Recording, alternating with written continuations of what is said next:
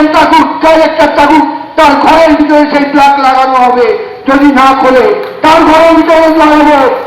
West Bengal সরকারের কত বড় সাহস, কত বড় বিকল্পটা তারা রাজগুলোকে এখনো লাগিয়ে রেখেছে।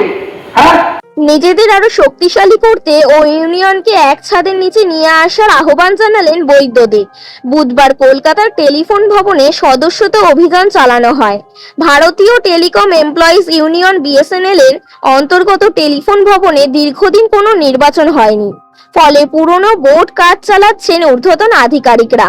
এদিন মঞ্চবিধি রীতিমতো ইন্ডিয়ান কর্মীদের ভয় না পেয়ে একসাথে কাজ করার আহ্বান জানান ভারতীয় টেলিকম এমপ্লয়ি ইউনিয়ন বিএসএনএল এর সার্কেলের পশ্চিমবঙ্গের সম্পাদক বৈদ্যদেব। অনুষ্ঠানে উপস্থিত ছিলেন কলকাতা টেলিফোন বিইটিইউ বিএসএনএল এর সার্কেলের সেক্রেটারি AK সিং, নীলাভু হালদার, মিতা খান সহ বিভিন্ন কর্মীরা।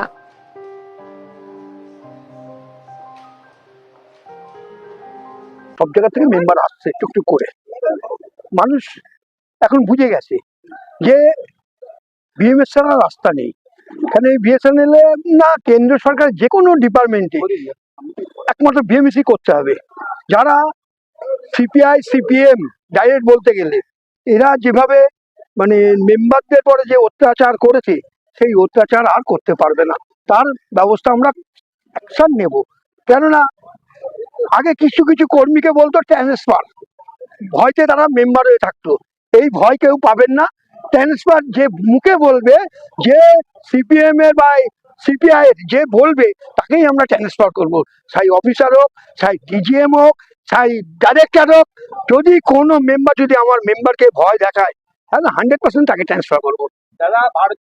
আমাদের দেখেন ইতিমধ্যে 10,000 অফিসার জয়েন করেছে সারা ভারতবর্ষে, এবং আমাদের গ্রুপ সি গ্রুপ ডি বিভিন্ন জায়গায় জয়েন করছে, খালি কলকাতা না। আজকে শিলিগুড়ি বলুন, বর্ধমান বলুন, আসানসোল বলুন, বাংলার বাইরে ইউপি বিহার যেখানে যাবেন সব জায়গায় আমাদের একই সঙ্গে হয় বছরে একবার। তাই এরা ইলেকশন করতে ভয় পাচ্ছে। বিএসএনএলইউ আর সিপিআই এই দুটো সংগঠন ইলেকশন করতে ভয় পাচ্ছে। কারণ এখন ইলেকশন করলে এক থেকে কোথাও নেমে যাবে, যেটা দেখুন এর আগে সরকার তো দেখলেন, বুঝতে পারলেন তো কোথায় ছিল আর কোথায় এসলো, এদেরও সেই হাল হবে। এই জন্য এরা ভয় পাচ্ছে ইলেকশন করতে। তা আমরা চাই হয় ইলেকশন করো, তা নাহলে আগামী ডিসেম্বরের ভিতরে পুরো স্বীকৃতি দিতে হবে। সেই স্বীকৃতি আমরা প্রায় 1 বছর হয়ে গেল ইলেকশন হয়নি, তাই ইলেকশন করাতে চাচ্ছে না, ভয় পাচ্ছে। সেই ইলেকশন আমরা করবো। আমরা আধিকারিককে বার্তা দিয়েছি, আগে যা যা করেছো ভুলে যাও।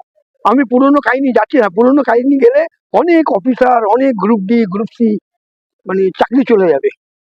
একটাই কথা বলবো, যে মোদী সরকারের কাছে কাজ করছো, মোদী সরকারকে গালাগালি দিও না। এরা কথায় কথায় খিস্তিকে মারি দিচ্ছে। আর এখন বর্তমানে দেখি আমার নামে দেখি বিভিন্ন জায়গায় ফেসবুক বলুন, পেপার বলুন, টিভি বলুন, বিভিন্ন জায়গায় সাক্ষাৎকার দিচ্ছে উল্টো পাল্টা।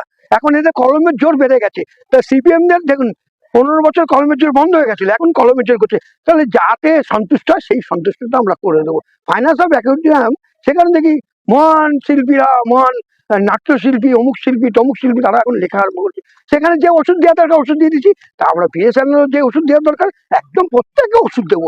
কারণ ডাক্তার আছি, আমি মনে করি ডাক্তার, কারণ আমার সিজিএমও বলতো আমি ধনন্তরী কি না কি দিতে পারি, কবিরাজি ওষুধ ফষুধ। তার প্রয়োজনীয় সেই কবিরাজি ওষুধ আমি চালু করবো।